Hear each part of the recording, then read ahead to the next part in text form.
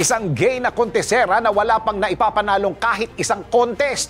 Tuloy pa rin sa paglaban para sa nanay na may Alzheimer's.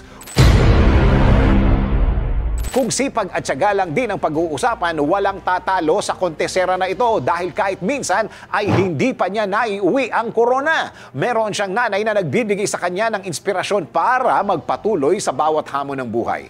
Ito ang kanyang kwento.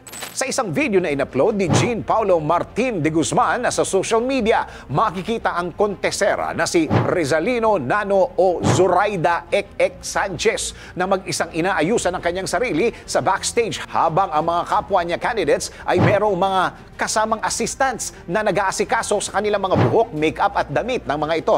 Ang 56 anyos na si Zoraida hindi tumitigil sa pagrampa sa mga pageants kahit na sa dami raw ng mga nasalihan niya ay hindi pa siya nananalo kahit isang beses. Ang nagsisilbing inspirasyon para kay Zoraida na patuloy na tumuntong sa entablado ay ang kanyang nanay na may Alzheimer's disease. Ayon pa kay Zoraida, pati raw ang contest na Mr. Pogi ay nasalihan na rin daw niya. At ang mga consolation prizes mula sa mga pageants na lang naiisip niyang diskarte para kahit paano kumita siya ng pera.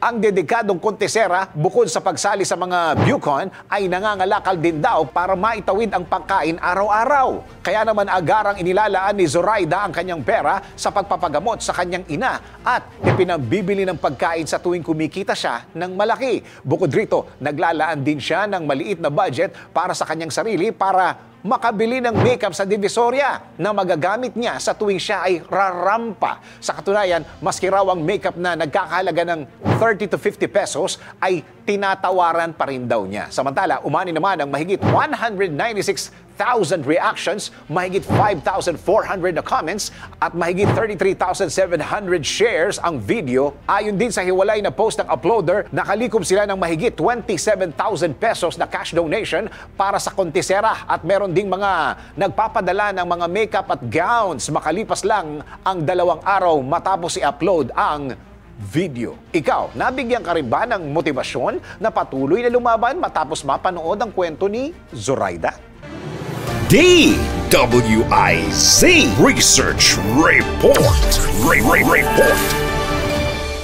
Thanks for watching. Ito po ang Aliw Broadcasting Corporation stations DWIZ 882, DWIZ News FM Regional, Home Radio 97.9, DWIZ News TV at Aliw Channel 23 nationwide. Kami po'y nagbabalita ng tama, naglilingkod ng tama. Like, subscribe, and follow.